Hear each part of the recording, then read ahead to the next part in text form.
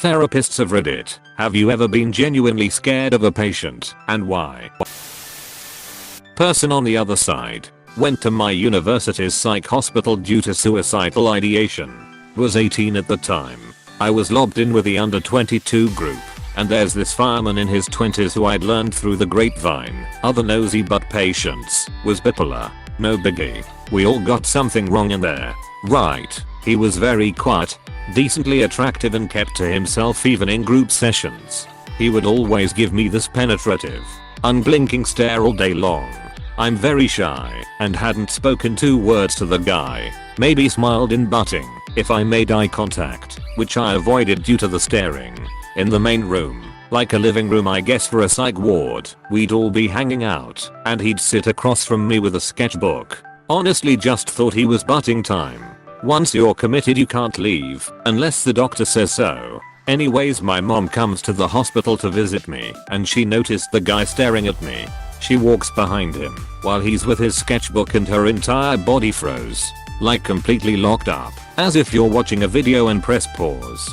He had drawn a very detailed picture of me, hanging from the ceiling in the psych ward. She calmly tells a nurse and the guy is removed from the room. Never saw him again. A couple of days later I overheard some nurses saying that the guy had filled the entire sketchbook with different drawings of me. Dead. In different scenarios. Honestly, it was scariest thing I've ever been through. Holy shit, that's terrifying. I'm 27 now and it still ducks me up. Like you really never know what a person is thinking. What can I say except, goddamn you dodged a bullet there. Hope everything's alright with you. Literally. Used to be a therapist at a behavioral health hospital. I had some patients who genuinely scared me in theory, but nothing ever happened with them. I was significantly attacked twice at work. Both patients were young women. Neither of them scared me beforehand. Both were incredibly quiet, withdrawn, and unbuttoning. One strangled me with my keys. My lanyard was a breakaway for that very reason. But she had tried to steal them several times that shift in attempt to escape the building and run into traffic. So I stupidly knotted off the breakaway portion. We carried panic buttons on the lanyards, and I was able to press it while being strangled with it. The other attack occurred when I was fairly new and on a low security unit. In view of other staff, I was walking away from the patient and she grabbed me by my hair, pulled me to the ground, and dragged me for several feet down the hallway where she began kicking me in the chest and stomach. She was sent to a higher security unit as a result. I guess I was afraid of her after that, but she wasn't there long. There was law enforcement intervention after she butt-altered a pregnant nurse, pulled her to the ground as well, and stomped on her stomach. OMG, what happened to the nurse's kid? She lost the baby and also permanently lost some bowel function I guess. She very understandably quit her job. I didn't come to this thread to cry. That's horrible. This was early on in training, but a mandated client had dropped acid before the session, and it started coming on while we were talking. He didn't want to be there as it was much larger than me, 5'0". Once he got to threatening me for being the reason everything was wrong with the world, I ended up needing to get up and leave my own office to get a supervisor. I definitely thought he would hit and or strangle me if I stayed. Why on earth would you drop acid before going in public, let alone therapy? People who drop acid tend to like to do it in public. All about the sensory inputs from what they describe. Even are a large amount of folks that microdose on a daily basis. Hell, there was MLB pitcher who threw a no-hitter on acid and evidently pitched many games that way. As someone with some experience with acid and other psychedelics, I would not say this is really the tendency. If you're microdosing, then yes. But this guy was clearly on a significant dose. Generally, taking any kind of significant dose in public is a risk. If you don't have a friend watching over you, you don't know what could trigger negative thoughts that could send you into a bad trip, and you don't know how you're going to react to things. It's a good way to end up in the hospital, which is no fun. If you have a sober friend to trip sit you, then you can go out to a park or concert much more safely, and it can be a really great experience as long as you stay with them. This guy obviously was kinda off the rails, so he took no such precautions. I honestly wouldn't be surprised if he forgot he had the therapy appointment and then remembered after taking it or something like that. TLDR. Don't take a significant dose of acid in public unless you have a sober friend with you. U/Thelagogai0 I know what we're going to do today. The only one I have felt a little scared of was one who threatened to kill me. I knew she meant it. She had already butt-altered a number of other staff. She got sent to a higher security ward, and I heard she had broke staff's fingers first day she was there. She held staff and other patients hostage in one of our rooms, threatening them, but circling the table, as if playing with them first. I see violence and aggression regularly and it doesn't faze me, but she did. I would purposely avoid eye contact and look straight ahead, avoiding her, and pretend I wasn't intimidated, as that's what she wanted. So do these people catch charges for butt-alting hospital staff? How does that all work? Some can. Depends how unwell they are. Do they have capacity? Is it just bad behavior or mental illness? Are they detained etc? Lots of factors to be considered. That makes a lot of sense. Thanks for the answer and stay safe. If they are already on an indefinite stay because they murdered someone and pleaded insanity successfully, there isn't really any point. When I was in med school, our psychiatry attending told that years ago she dyed her hair red. Few weeks later she had a patient who obsessed with redhead women. Patient was thinking about killing redhead women and then putting their plucked head into boxes. So she had 2 weeks off and patient was carried by another doc. That's quite unnerving. Yes, a couple of times. But there was only one time I think I was in real danger. Apologies for the novel. Before I was a therapist, I worked for a brief time at a residential facility for youth with severe neurodevelopmental disabilities, EG, autism, intellectual disability, and behavioral problems. All of our youth had a history of violence. Most had experienced trauma, and 2/3 were in state custody. Also, this was a for-profit institution that was horribly managed and woefully understaffed. I was on the older boys wing trying to get my group ready to transition to the next activity. Now, one of the boys in my group, let's call him Jay, was pretty high functioning, but had significant attachment issues. When new staff, like myself, would come in, he would quickly develop a favorite. Unsurprisingly, it tended to be one of the few who would actually treat the residents as fellow humans worthy of respect. Jay was funny and likable and would generally do what you asked, with only a little bit of sput, which honestly just added to his charming rapscallion persona. However, he'd gradually start to push boundaries, insisting that he be in that staff's group. Groups changed each shift for this exact reason, constantly demanding attention, acting out to try to get a reaction. One time he told me I would never get a boyfriend because I had a mustache, etc. If he didn't get his way, he'd get incredibly angry and upset, and then the next time you saw him, he'd be sweet as pie. Oh, and he'd also stabbed a previous favorite staff member in the face with a pencil. So anyway, I'm trying to get my group ready to go, and Jay has been continuously saying my name for like 5 minutes. In order to reinforce boundaries and not reinforce his tantruming, I told him that I would be happy to talk when we were all ready to go, and then started ignoring him. I go into the room of a resident with more significant needs, EG, largely nonverbal, intellectually disabled, to get his shoes on, and I close the bedroom door so Jay's yelling would be less upsetting to the resident. All of a sudden, Jay launches himself at the door. He's spitting mad, and he's trying to get into the room with me. I don't know what he had planned, but I knew it wasn't a calm heart-to-heart conversation. So I put my whole weight on the door, fighting to keep it closed. Unfortunately, at 15, Jay is much bigger than larger than I am, which isn't saying much as I'm 5 feet 0, and none of the doors have locks on them. It is not going my way. He's able to get the door open a crack, and I can see he's smiling, like this has turned into a game to him. But he's not less threatening or any more in control of his rage. I'm freaking out and yelling for backup, but I can't reach my walkie without letting go of the door. Suddenly, out of nowhere, Jay gets full body tackled and hits the ground with a thud.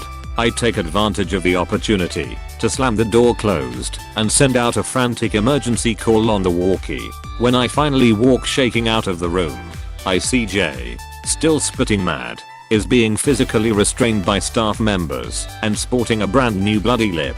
To my surprise, staff members are restraining another resident, Tom, who is sitting there calmly just waiting to be released. Apparently, Tom had a history of witnessing domestic violence, and seeing someone try to hurt women was a huge trigger for him.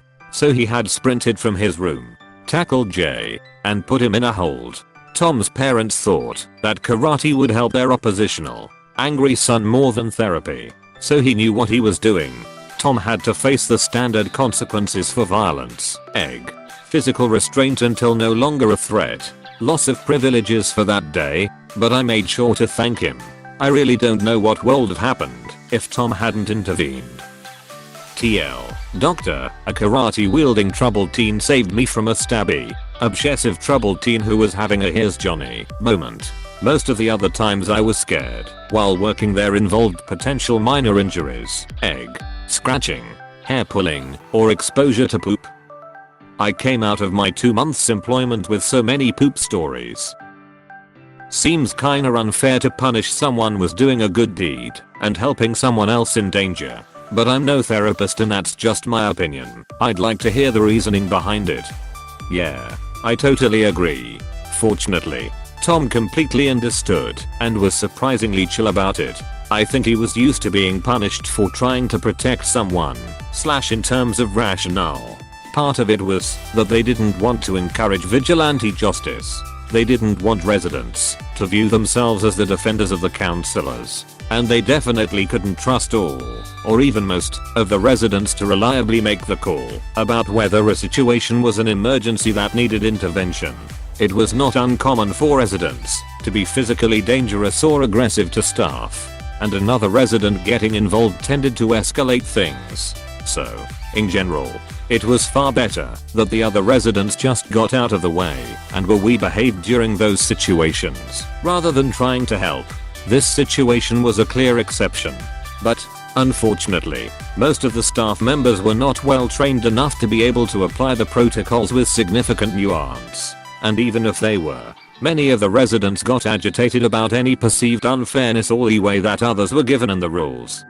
Thanks for the explanation. I never considered the fact that they might start to view themselves as protectors of the therapists if violence wasn't punished. I'm bottoming the risk of patients getting violent even in defense outweighs the potential risk of patients learning that stepping in to help others will get you punished, especially in such an environment. It's a good but sad thing that Tom was used to being punished for helping others then. Haha. Not a therapist, but a school counselor, small young female. I have a student who is 64 with emotional behavioral issues. Reading his social history made me cry because of all the shit has been through.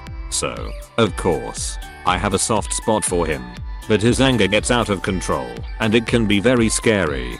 He punched a pole right in front of me once and narrowly missed my face. I looked at him in the eyes and sternly said, "Do you realize you almost just punched me in the face?" He snapped out of his rage and apologized profusely. I wanted to hug him and tell him everything was going to be alright. Edit. I messed up the last sentence and rewrote it. If you haven't had LSCI training, you should look into it. I think it might be right up your alley and a useful tool in your tool belt. If you have had it, isn't it awesome? Source, I'm an EBD teacher, and the training was, non-ironically, life-changing.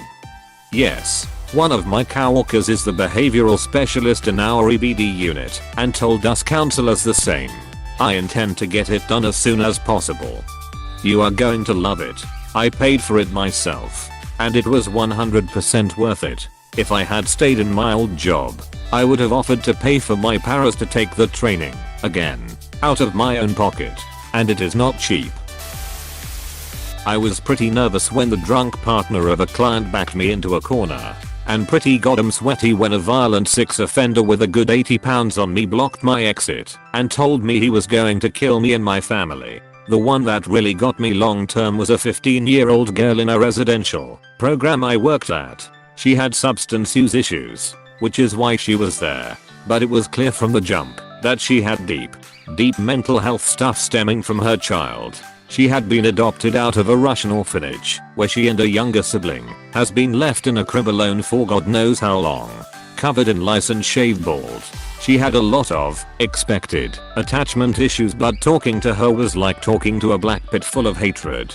She hated everyone and everything, and had no conception of consequences or what self-preservation was. She'd do stuff that would spin your head around in terms of how unsafe it was. And she just had no reaction. There was no getting through to her, as she needed the interventions when she was a very small child to be able to move forward successfully. She was discharged when it was found out that she was hiding knives under her mattress. I would not be surprised if she was in jail at this point. My parents fostered children and had one girl like this, though could hide it. She acted sweet as Molbets, but turned into Satan. Pulled a plastic bag over my head while I was driving on an interstate. Told my dad she would dance on his grave one day. Dad caught her one night with a steak knife in her bed. The disturbing part was that she was inching the point closer and closer to her own eyeball. When asked what the hell she was doing, she replied she was curious what stabbing her eyeball would feel like. Kid creeped me the hell out. She was in therapy, of course, but I really doubt she is normal now. Just hope she hasn't hurt herself or someone else. Yeah, my family was a foster family too. My mom woke up one night to find a boy we had at the time was standing next to her side of the bed with a butcher knife. He was 6. Something similar happened to a friend when we were freshmen in high school. She woke up in the middle of the night with her 9-year-old brother standing next to her bed with a knife. The next day her mom turned him over to the state. Pulled a big old nope. I'm not qualified for this, and Cherry never mentioned her brother again in the rest of the years I knew her. I'm a woman and a therapist working with people with severe issues. I had a client come in for an initial visit whose file read like that of a serial killer, animal abuse, torture of other children when he was a child, homicidal attempts. I had an initial moment of intense feelings of awe, and then shifted to what happened to this guy. Turns out what he went through as a child was more horrible than I could have imagined. We did a lot of great therapy work together, and last I heard he was doing really well in his life. As a therapist, I don't give up on people just because they have done and are capable of some pretty horrible stuff. Edit. I do not take private clients, nor would I be able to ethically take on clients I meet on the internet. Please do not DM me asking me to give advice or disclose personal information to me. Most PSYCHOA*KLYTIC clinics have sliding scale and are currently offering telehealth. Therapists have a license for a specific state, so even if you don't live nearby the therapy office, if they work telehealth and are in the same state, there is still a good chance you can see them. Do not go with BetterHelp or any of those online platforms. They charge you a lot, but they pay their therapists wages that are not livable to their therapists, which means you're going to get set up with a revolving door of therapists who are stressed cause they can't pay their bills. It's not good for anyone but the people skimming off the top. For those of you upset that I said I'm a woman, you should question yourself. Questioning me isn't going to give you the answer you need. The world needs more PPL like you. And less, fewer, PPL like whoever raised that guy. In case you were wondering, it would be fewer here. You use less for uncountable things, and fewer for countable things. I usually remember it by thinking less butter, fewer calories. That doesn't really work, because less butter is not a concept I'm familiar with. More butter at all times always. In my first semester as a practicum therapist, I had a gentleman client bring a large hunting knife to session one day. He had it in his waistband in the back. He revealed it halfway through our session. He had been referred to our practice for anger issues. Another client, this enormous dude, confessed to punching a sleeping infant in the face and head repeatedly because he had become jealous of it. Then one day he comes into session.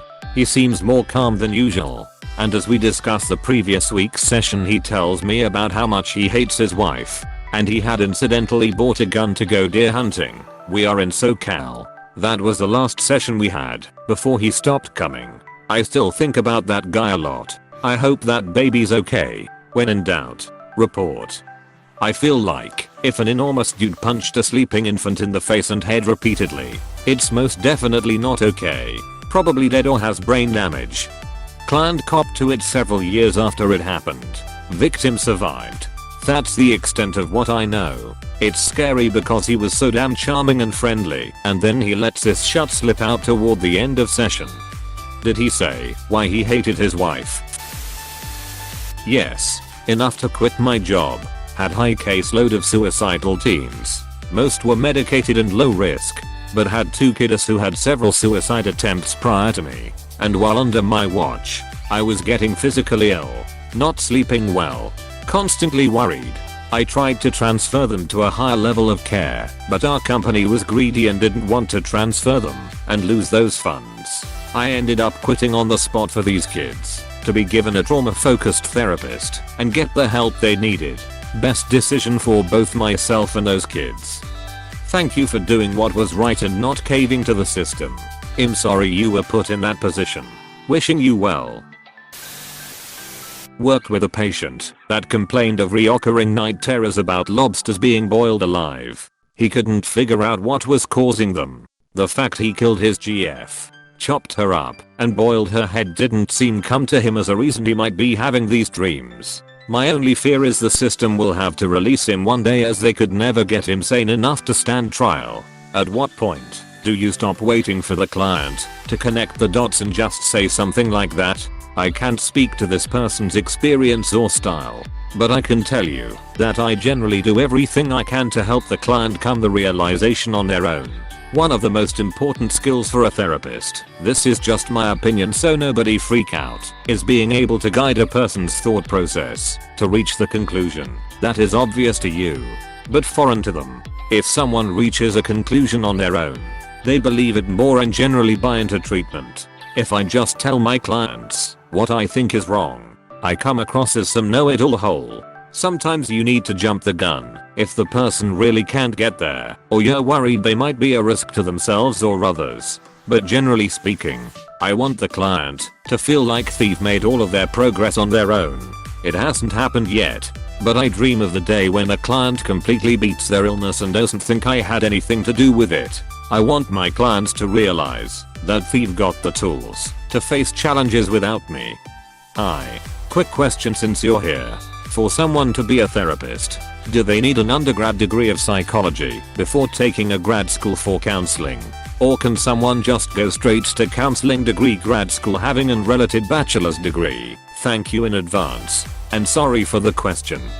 Normally a psychology degree, 4 years, followed by 2 years experience, or a more advanced degree. Obligatory, not a therapist but an EMT. Had one part that calls us saying he overdosed on meds probably once every 1 to 2 months. Wears stuff with our logo and pretends to be on our ambulance service. This person used to show up to actual scenes and pretend to be one of our first responders. It took a deputy putting him in cuffs before he stopped. He also has a radio and a pager. Radio only receives and will record out conversations and send them to me. Strangely enough, he is actually a very nice person, and if you talk to him without mentioning the ambulance you would never know he has issues. Doesn't scare me but scares some of our more experienced crew members, so I'm guessing they know something I don't. Yes, and still scared of them. They were very delusional and a heavy addict. They decided our therapeutic engagement was a love story unfolding. Ended with the SWAT team showing up at the office when they showed up with a weapon and lost their shit when I wasn't there. They disappeared for a couple years. They appeared behind me on a bus one day and said, "I saw you with your daughter at your house, she's really pretty." Then gave me my address. They are an own 6 offender. I moved as soon as I could. What the fuck? Jesus Christ. I'm an actual therapist. The first in the thread. The only time I've ever been scared is when my physical safety is threatened, such as a patient blocking the door, hinting they know where I live, or implying they'd like to hurt or rape me. I have a stellar poker face, and once these really tough patients realize that I'm unfazed they usually drop it. My strength in therapy is mostly just broad acceptance and tolerance of whatever they bring to the table. I'll let them know when I have to break confidentiality from the get-go, and that's that. I'm a new therapist, and like you have already experienced the threat of physical safety by hinting they know where I live, my personal number, social media, or commenting on my body. How the hell do you even respond? Silence? Or do you talk about it? Because I have struggled with this and no one really tells you how to deal with it. Honestly, I ask them if they feel they want to hurt me point blank. I'll let them know that I'm human and what they just said set off my alarm bells and explore it with them. It's self-disclosure for sure, but being real with people is the best way always. If they push back, always pay attention to your instincts and end the session / call your supervisor. I.e. Hey, you live in suburb, right? I'm not comfortable letting patients know my whereabouts. I work in this city and enjoy it though. You're really ducking pretty. I bet you're ducking dirty in bed. I think you know that's not an appropriate way to talk to me. We can explore what you might be feeling and why you felt you needed to say that. But if that continues, I'm afraid we'll end this session and I'll refer you to another therapist. Understand? Thanks for the response. This helps a lot for me, especially now that everything is teletherapy and video therapy. Reading clients has become a tad more challenging, as well as drawing boundaries. I also have experienced clients who, when I address the comments, they say things like, "Oh, lighten up, I'm just joking. Don't take everything so seriously," which is also frustrating as hackers. I like how your responses are right to the point and drawing those boundaries right away. Hey, thanks so much for watching. If you want more videos, don't forget to like and subscribe. You are helping me a lot. Thanks again.